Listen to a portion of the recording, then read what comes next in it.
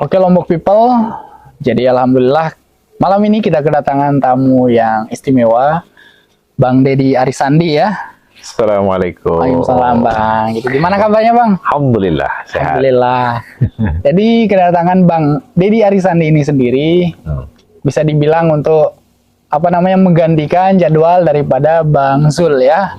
Yang semula Bang Zul akan hadir di tengah-tengah kita pada tanggal 25 Mei, namun ditunda sebab berbagai macam hal dan alasan tentunya ya. Baik, Bang Deddy Arisandi sendiri ialah staf pribadi dari Bang Zul gitu.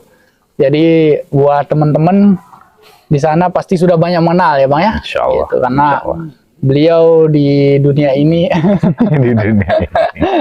di politik tentunya mobil khusus sudah melanglang buana gitu.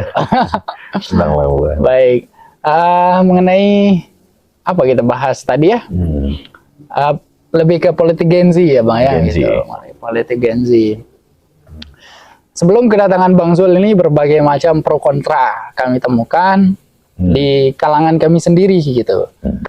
Bukan hanya di kalangan orang tua, jadi berbagai perspektif yang kami dapatkan sebelum kedatangannya Bang Zul gitu. Contohnya seperti dikait-kaitkan dengan kampanye dan sosialisasi gitu. Kan kita ini sebenarnya di Lombok People Bang, awal mula karir kami nih bikin media hiburan dan informasi tentunya. Kami usahakan buat netral gitu, ya kan? Teman-teman Lombok People usahakan netral. Nah, baru aja kita datangkan tokoh politik, nah langsung berbagai macam argumentasi bertebaran sehingga teman-teman kami ini kayak hampir lemah Bang di Lombok People, serius. Dalam artian tuh banyak serangan baik media teks atau verbal mengatakan kayak kenapa ini channelnya kok sekarang Politik. Gitu. Politik gitu kan. Itu yang nggak dipahami gitu. Itu yang kayak sudah tertahan di hati saya gitu kan. Saya belajar politik ini baru 1 tahun lah Bang gitu kan. Jadi teman-teman yang mengira kita media informasi, kan politik termasuk informasi Bang kan. Jadi tolong jelaskan teman-teman gitu, apa sih itu politik gitu secara universal atau ringan-ringan. Baik, terima kasih Lombok People. Ya, jadi ini channel yang sangat luar biasa. Saya terima kasih sudah diundang ke sini. Terima kasih banget. Jadi politik itu adalah sebuah cara untuk mencapai tujuan. Sekali lagi, tanpa sadar semua orang ini sesungguhnya berpolitik. Contoh sederhana saja misalnya pedagang. Pedagang itu tidak akan bisa laku kalau dia tidak bisa berpolitik. Politik caranya apa? Di pedagang bagaimana? Bagaimana cara dia untuk mendekati pembeli, branding, kemudian pemasaran seperti apa, dengan siapa dia bekerja, itu juga bagian dari politik. Yes. Nah, negosiasi bagaimana, itu juga bagian daripada politik. Nah, jadi terlalu sempit kita memaknai politik itu kalau kita hanya memandang bahwa politik itu adalah, mohon maaf, politik kotor, politik ini berbau dengan penuh dengan intrik dan sebagainya. Bahkan cuman kita tidak sadar bahwa politik itu juga kita sedang berpolitik. Misalnya teman-teman, contoh mohon maaf ini karena kita bicara Gen Z, kalau mau deketin cewek misalnya, mereka berpolitik. Bagaimana caranya kita supaya kita bisa mendapatkan si dia misalnya? Artinya di assessment dulu, dia harus tahu di mana apa kesukaannya, bagaimana tingkah lakunya. Di asesmen dan sebagainya, itu bagian dari juga berpolitik. Nah, sama juga misalnya kemarin beberapa waktu yang lalu, waktu kita pemilihan anggota DPR, DPR RI, DPR Provinsi dan Kabupaten, itu adalah bagian dari kehidupan masyarakat kita. Jadi jangan nggak bisa kita hindari. Dan kaitannya dengan tadi media, ya media juga harus berperan. Berperan memberikan edukasi terutama kepada masyarakat. Contohnya misalnya bagaimana kalau orang-orang yang seperti yang saya sampaikan, berpolitik yang baik itu seperti apa, money politik itu apa, cost politik itu apa, kemudian banyak lagi istilah-istilah rentetannya yang harus ditahu. Jadi tidak boleh sempit lah kita memaknai politik. Ya, jadi itu sekilas tentang politik oleh Bang Deddy Arisandi ya.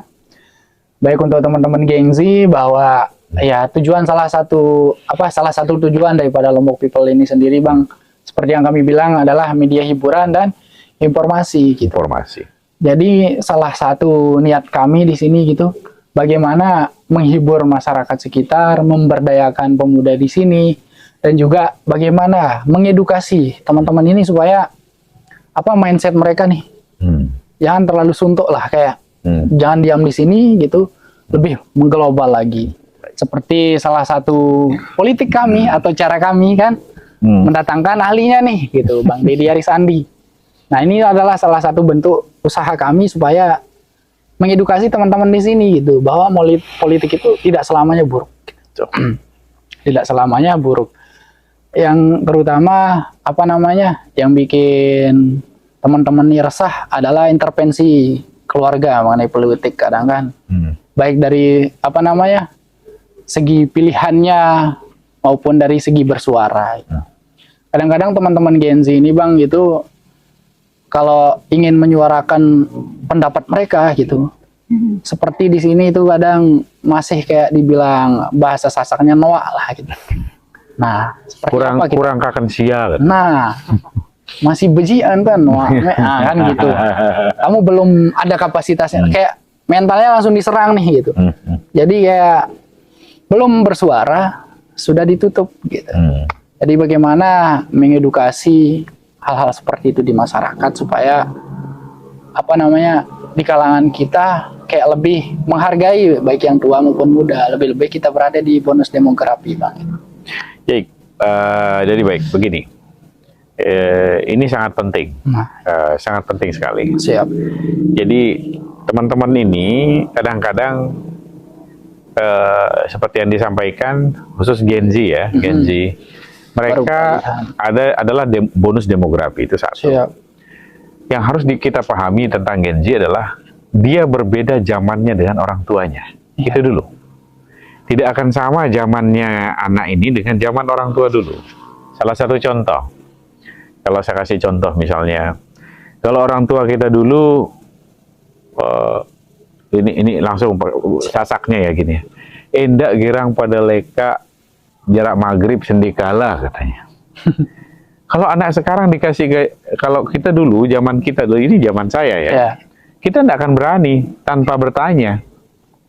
Kalau anak sekarang beda. Misalnya kenapa? Kalian jangan main maghrib sendikala kata orang tuanya. Anak sekarang itu dijawab dia.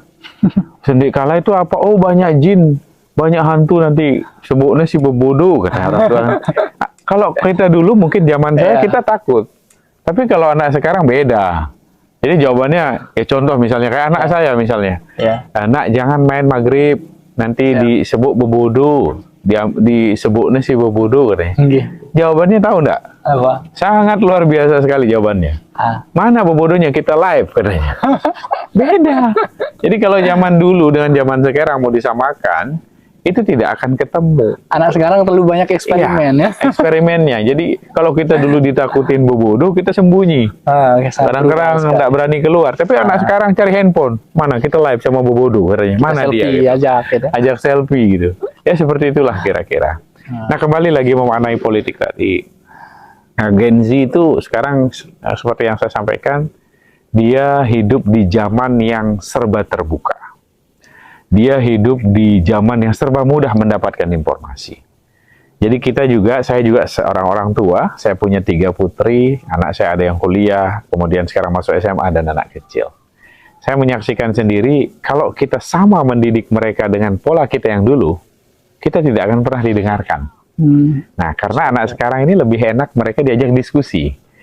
Jadi Gen Z ini kan lebih enak diajak teman diskusi ngobrol. Misalnya kayak tadi kita kasih contoh sederhana yang tadi maghrib nggak boleh jalan. Nah, jawabannya kenapa gitu? Nah, kenapa? Kenapa tidak boleh ini gitu? Why? Nah, jadi kemampuan orang tua sekarang yang adalah memberikan penjelasan.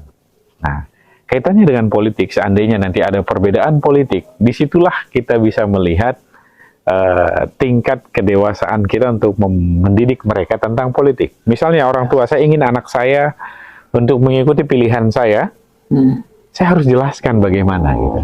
Begitu juga anak nanti. Pada saat Gen Z ingin menyatakan kepada orang tuanya, oh ayah, politik saya ingin pilih ini, bukan pilihan ayah dengan alasan bla bla bla bla seperti ini.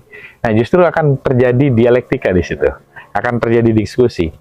Nah, jadi perlunya Gen Z ini harus lebih banyak mengetahui informasi, harus melihat siapa-siapa saja yang tokoh-tokoh yang politik yang mereka maksud, yang mereka akan pilih dan sebagainya. Siap. Jadi mereka ada pilihan gitu. Jadi antara orang tua dan anak itu juga penting diskusi gitu. Nah, kita tidak hidup lagi di zaman feudalism. Feodal, kamu nggak boleh begini gitu. Nah, sekarang itu lebih terbuka gitu. Jadi kita harus bisa memaknainya itu. Oke, Bang. Terima kasih. Jadi itulah sekilas penjelasan mengenai kebebasan berpolitik. Ya. Memilih. Boleh memilih. Jadi udah nggak ada namanya lagi nih, gitu dibilang Noah atau segala macam. Nah, kalaupun menanggapi orang tua yang masih seperti itu, ya lebih baik kita tanya baik-baik gitu ya. Apa alasannya saya dilarang seperti itu. Nah, hal-hal itu tidak jarang masih kita temukan di sini, sekitaran sini lah Bang itu. Ya. Tapi mudah-mudahan berkat dari datangnya Bang Deddy Arisandi gitu mampu memberikan edukasi yang lebih ringan gitu, lebih bisa diterima oleh teman-teman maupun masyarakat kita di sini gitu. Karena ketika saya kemarin tuh pamfletnya Bang Zul nih, kan di sini berbagai macam corak nih Bang. Berbagai macam corak. Lebih background saya lah gitu, misalkan terutama background saya di sebelah lah gitu. Undang Bang Zul Talkshow gitu. Nah, kayak pemikiran warga ataupun masyarakat kita di sini itu belum bisa terbuka gitu. Kenapa sih gitu? Kayak itu hal aib gitu Bang. Intervensi. Kan suatu sistem itu kayak udah tertanam melekat di masyarakat. Kayak kamu background ini nggak boleh duduk sama ini gitu. Radikal sekali. Gimana pendapat Pelungguh tentang politik dan radikal gitu. Kayak kamu harus ini, kamu backgroundnya doktrin gitu. Seperti itu. Gimana kita menanggapinya nih, teman-teman seperti itu? Soalnya kita juga masih banyak yang masih seperti itu, korban seperti itu, Bang. Baik, terima kasih. Ini pertanyaan luar biasa dan mudah-mudahan kita sharing ini membuka ruang yang lebih luas lagi dan manfaatnya. Karena ini sangat berkaitan nanti untuk masa depan. Ini saya tanyakan pengalaman kita di sini gitu kan. Iya, jadi begini. Jadi menanggapi sebuah kejadian di masyarakat itu kita juga harus lebih wise. Satu, kadang-kadang sesuatu yang baik itu lebih dahulu dicap tidak baik daripada dia mengetahui kebaikannya sendiri. Seolah-olah di situ jahat, di sini baik, di situ jahat kayak gitu. Jadi inilah pentingnya ada komparasi informasi. Ada istilah di agama kita itu, kalau saya sebagai Muslim, ada istilah tabayun, bertemu. Kadang-kadang kita bisa memaksakan kehendak kita kepada orang lain, mengatakan orang itu jelek, tapi kita tidak pernah bertemu dengan orang itu. Bahkan kita dilarang di agama kita sendiri itu bilang begini, bencilah sesuatu yang kamu benci sekedarnya saja. Ini bukan kata saya. Sekedarnya saja. Bukan tidak mungkin nanti yang kamu paling benci adalah orang yang akan kamu sayangi. Tapi sayangilah seseorang itu atau sesuatu itu sekedarnya saja. Siapa tahu yang kamu sayangi itu nanti akan menjadi yang kamu paling benci. Ini bukan kata saya, itu kata Al-Quran. Itu pertama. Itu yang menjadi pedoman kita dulu. Karena kita sebagai seorang Muslim pasti pedoman kita Al-Quran dan hadis. Nah, yang paling utama adalah Al-Quran. Di saat ada kita dipaksakan untuk memilih sesuatu, dan itu bertentangan dengan keyakinan kita, pasti rasanya tidak enak. Baik, tadi sudah dijawab beberapa, ya lebih ke keluh kesah kami yang di tim Lombok People ya Bang ya. Soalnya itulah, ini kayak bukan talk show malam ini ya, lebih ke curhatan politik. Nah itu yang cocok judulnya kayaknya. Insyaallah. Curhatan politik anak Lombok People. Kayaknya sih gitu. Baik, kita kayaknya lebih ke pembahasan serius Bang. Itu. Baik, keterkaitan dengan semua itu gitu. Ada istilah yang mengatakan ada politik identitas. Politik identitas. Apa sih politik identitas itu, Bang? Seperti apa yang dikatakan politik identitas? Sebenarnya politik identitas itu adalah serangan untuk melawan lawan kita sendiri. Yang namanya politik identitas itu adalah identik dengan sesuatu. Misalnya memanfaatkan keadaan, memanfaatkan sesuatu. Misalnya politik identitas tentang agama, organisasi, ras, kemudian ras, suku, kemudian dan sebagainya. Nah, ini sebenarnya sudah tidak relevan sekarang kita gunakan politik identitas itu. Tapi contohnya kan waktu kemarin misalnya kasus misalnya 2019 ada pemetaan masyarakat kita. Itu adalah dampak buruk daripada politik identitas. Maksudnya itu adalah misalnya politik identitas itu salah satunya agama. Ada hal yang paling sebenarnya itu wilayah privasi, tapi itu digunakan sebagai kendaraan politik untuk menghancurkan lawan politik dengan politik identitas. Misalnya, oh dia, lu bawa jangan politik agama dong, jangan berpolitik di masjid dan sebagainya, jangan berpolitik di yayasan dan sebagainya atau kelompok-kelompok tertentu. Nah sebenarnya itu lawan politik saja itu yang melakukan politik identitas untuk meruntuhkan lawannya. Dan seperti saya bilang tadi, itu sudah tidak relevan lagi digunakan saat ini. Apakah politik identitas itu buruk atau baik, Pak? Ya kalau kita lihat dampak itu sangat buruk. Jadi itu mematikan karakter. Dari dampak buruk ya? Dari dampak buruknya. Nah, itu jadi seperti bisa memecah belah dan segala macam. Otomatis kalau sudah politik identitas itu dikembangkan, maka akan jadi kubu-kubu kita. Tidak akan ketemu gitu. Nah justru ini perlu kita hindari. Makanya saya bilang sudah tidak relevan untuk sekarang ini kita lakukan. Contoh misalnya kayak, oh saya mau gubernurnya harus orang Lombok, saya harus gubernurnya orang Sasak. Itu kan seperti yang kita lihat sekarang ini kan banyak terjadi seperti itu. Saya mau Sumbawa, saya mau Bima, itu sudah tidak relevan gitu. Ya kita milih orang yang betul capable di bidangnya, kemudian terbukti dan teruji. Ya cuman itu aja gitu.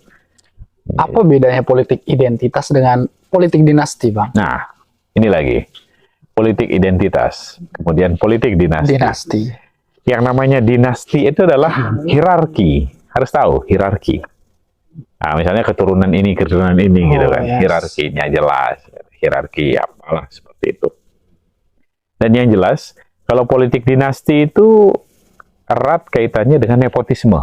Istilah kita nepotisme, KKN, kolusi, korupsi, dan nepotisme. Jadi nepotisme itu masuk di ranah politik dinasti. Keturunan. Misalnya zaman kita dulu pada zaman Orde Baru, ya ada di kita, kemudian ada di Vietnam, ada namanya di Filipina, ada Vietnam, Marcos, misalnya seperti itu politik dinasti. Tapi sesungguhnya ada plus minus di situ. Kita juga tidak boleh mengatakan manakala misalnya dia nanti mempunyai ilmu di bidang itu, ya kita harus akui juga. Misalnya dia presiden, kemudian anaknya jadi menteri, anaknya jadi menteri, tapi memang itu di bidangnya. Dan ada kapasitasnya. Ada kapasitas, itu tidak masalah gitu. Kemudian misalnya dia presiden. Kemudian anaknya menjadi wakil. Bukan wakil, kalau wakil kayaknya enggak ya. Misalnya anaknya jadi menteri apa gitu. Intinya sorry. Selama dia memiliki kapasitas, it's okay. Jadi tidak masalah gitu. Jangan sampai misalnya kayak tadi kita sampaikan dia misalnya butuhnya memberikan obat orang sakit perut, dia dikasih sakit kepala kan enggak boleh gitu. Nah ya seperti itulah contohnya. Jangan karena bapaknya jadi ini, anaknya dipaksa, tapi nggak ada kapasitasnya, itu berbahaya. Tapi kalau ada kapasitasnya, why not? Why not? It's okay. Nggak masalah gitu. Kan kita ini Bang gitu, yang kita yang masih awam atau di dalam politik disebutnya, ya masih di ujung rumput lah. Gitu. Nah, karena Bang nih istilahnya di akar rumput. Akar rumput. Akar juga ya. Pilkada kita di NTB gitu, apakah masih memanfaatkan politik dinasti dan identitas itu? Ya, pandangan Abang sendiri. Kalau saat sekarang ini Masihkah itu berlaku di Pilkada 2024 di NTB? Di NTB sendiri saya melihat sudah agak berkurang sih. Sudah agak Sudah agak berkurang. tapi masih adalah isu-isu yang kayak tadi saya sampaikan itu, isu kesukuan, isu agama, isu dia orang ini dan orang OKP itu, ini, OKP ini orang itu. itu gitu. Tapi sudah tidak relevan, tidak kepake gitu. Ya. Kalau kita mau pakai itu berarti kita melakukan kemunduran kemunduran di dalam politik. di dalam politik, di dalam pembangunan daerah kita juga gitu. Kalau kita masih melakukan itu berarti kita ya mundurlah ke belakang. Agak mundur kita, jauh sekali kita mundur ke belakang. Ya. Jadi sudah saatnya kita berpikir lebih ke depan lagi. Ya. Kalau bahasa kerennya itu right man in right place. Jadi orang yang tepat di tempat yang tepat gitu. Jangan sampai kita memilih tukang kayu, kita taruh di pandai besi. Itu tidak bagus. Berarti bisa dibilang kita di NTB sudah mulai agak stabil. Alhamdulillah, NTB sudah mulai maju, NTB sudah mulai berkembang, Ya. dan NTB sudah dikenal di dunia. Ya. Nah, kan kita sebentar lagi pilkada ya, Bang ya. Ya. Mengenai paslon sudah banyak sekali yang terpampang gitu. Bahkan kita bingung gitu kan. Termasuk di tim Abang sendiri gitu kan, di tim Bang Zul kan. Bingung semuanya gitu, Pak. Iya. Ya, sampai ada istilah dari Abang sendiri kemarin, meninggalkan atau ditinggalkan itu. Nah, saya dipaksa sama Haryanto namanya ya. Oh ya Allah, keren banget itu, nih. Gimana itu penjelasan? Berarti sampai di sini juga itu ya? Iya, sampai di sini aja itu kan berita itu gitu. Sudah kan seperti kata Abang sendiri, kita Gen Z ini untungnya di media informasi. Seperti kata Elon Musk juga, everything is available, semuanya tersedia. Jadi hal semacam itu juga masuk ke kita gitu. Jadi pertanyaannya apa ini dulu? Agak sensitif ya? Ya, agak sensitif gitu. Antara ditinggalkan dan meninggalkan. Iya, gimana itu? Oh, jadi saya harus hati-hati menjawabnya. Ini keren ini. Iya, apa bedanya ditinggalkan dan meninggalkan? Iya. Kalau kita lihat dari konteks bahasa ini adalah dua pilihan yang sama-sama berisiko dan memiliki makna yang sangat dalam. Tentunya keduanya memiliki pertimbangan yang berat ya. Meninggalkan kalau disuruh memilih. Kalau disuruh memilih, saya meninggalkan atau ditinggalkan. Saya akan memilih lebih baik saya ditinggalkan daripada meninggalkan. Berat. Nah, jadi artinya apa gitu? Ditinggalkan itu berarti mungkin sudah tidak sesuai dengan apa kebutuhannya terhadap kita. Tapi meninggalkan dan ditinggalkan ini sebuah kata yang sangat sangat Korea banget gitu loh. Jadi Korea banget gitu. Jadi kalau misalnya kita meninggalkan sesuatu berarti ada alasan kita meninggalkan itu. Sama juga misalnya kalau kita ditinggalkan berarti ada alasan kita ditinggalkan. Nah, tapi kalau saya memilih lebih baik saya ditinggalkan daripada meninggalkan. Ya, itulah jawabannya Haryanto ya. Buat Haryanto di rumah mungkin nonton saat ini. Itulah jawaban dari Bang Deddy. Nah, kau punya kerjaan. Ya itu.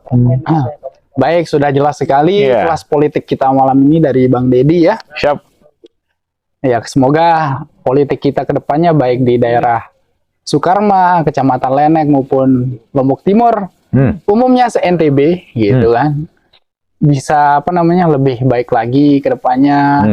Kita juga bisa berpikir lebih dewasa kan Bang ya, lebih maju gitu. Semoga politik identitas maupun dinasti juga lebih berkurang lagi atau bahkan tidak ada gitu kan. Karena kita inginkan stabilitas. Bukan hanya soal siapa dia gitu, tapi semampu apa dia. Ya kan Bang ya? Kapasitasnya. Lihatlah orang itu dari kapasitasnya, rekam jejaknya, dan juga kompetensinya di dalam bidang itu ya. Ada yang saya tanyakan gitu kan, Abang sendiri staf pribadinya Bang Zul gitu. Siap. Pernah ada istilah di Bang Zul itu tentang politik kura-kura. Nah, kita juga kan yang awam nih kan, bukannya kita pro Bang Zul gitu kan, atau kan kita di media nih Bang itu. Tapi kita ingin belajar dari Bang Zul sendiri tentang politik kura-kura, yaitu apa namanya, memiliki daya tahan karena beliau. Apa itu Bang? Jadi yang dimaksudkan oleh beliau ini, Bang Zul ini perlu saya sampaikan ke teman-teman, dia adalah mentor politik saya. Pertemuan pertama saya itu 2016. Semoga bisa ketemu beliau, karena saya juga fans banget lah. 2016, saya mulai jatuh cinta dengan beliau itu di saat pandangan pertama. Wow. Jadi, jadi kita bisa jatuh cinta itu dari apa namanya, cara berpikir. Cara berpikir, salah satu bersikap, kemudian bagaimana mengambil keputusan dan tindakan. He is so wise. Contoh politik kura-kura yang disampaikan itu adalah sebuah kutipan yang sangat luar biasa. Jadi memang betul. Dan muncul tahun ini. Ya, dan dimunculkan tahun ini. Dan banyak lagi istilah-istilah yang lain. Gitu. Istilah kura-kura itu kan ada daya tahan. Sebenarnya garis bawahi dua kata itu. Istiqomah dan daya tahan. Konsisten dan daya tahan. Siap. Nah, siapapun itu, apapun yang kita lakukan, pada saat kita konsisten dan memiliki daya tahan yang kuat terhadap ujian, cobaan, hinaan, cacian itu, berarti itu adalah tempat yang terbaik disiapkan Tuhan untuk kita untuk meraih keberkahan. Nah, jadi maksud dari Bang Zul itu memberikan video, ada kelinci dan kura-kura. Kenapa kelinci itu tidak bisa masuk ke finish, padahal secara harfiahnya dia lebih cepat, lebih kencang lari dari kura-kura. Apa yang membuat kelinci itu diam di video itu? Sebenarnya sangat menarik ini untuk kita bahas. Adalah di saat kelinci itu baru lihat orang banyak itu bingung. Saya lagi di mana ini? Gitu. Ada keraguan-keraguan. Ada keraguan-keraguan. Kemudian maju enggak? Mundur enggak? Gitu. Padahal sudah dilepas, sudah di jalur gitu. Nggak fokus. Nggak fokus. Tapi lihat video tentang kura-kura itu. Dia konsisten, meskipun dia pelan, ritmenya tetap sama, tapi dia sampai di tujuannya. Dia tidak pernah berhenti. Ada satu guru saya jadi ingat jadinya. Ini pelajaran buat kita semua. Alhamdulillah lah kita bisa Apa yang membuat kita tidak pernah sampai di tujuan kita adalah terlalu banyak kita berhenti untuk melihat hal-hal yang remeh-temeh. Jadi hal-hal yang remeh-temeh itu kadang-kadang membuat kita berhenti. Pernah dengar istilah biarkan anjing menggonggong, tapi kafilah tetap berlalu. Nah, kenapa orang ini mengeluarkan istilah itu? Jadi kalau guru saya mengatakan tadi itu adalah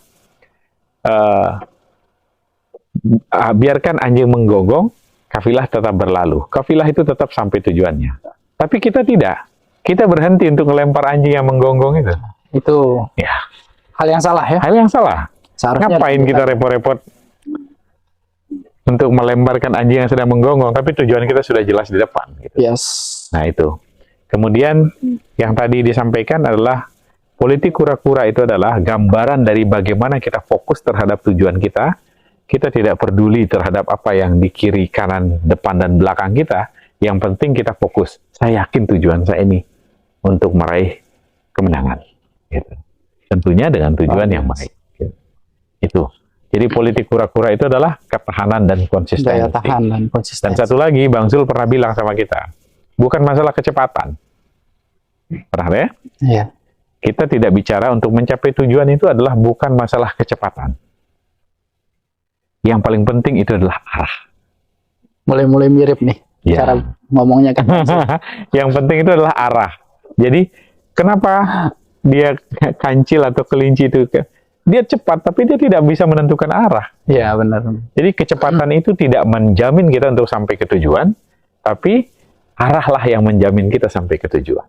Selama arah kita strike lurus sampai ke garis finish, itu tujuan kita. Oke. Biasa.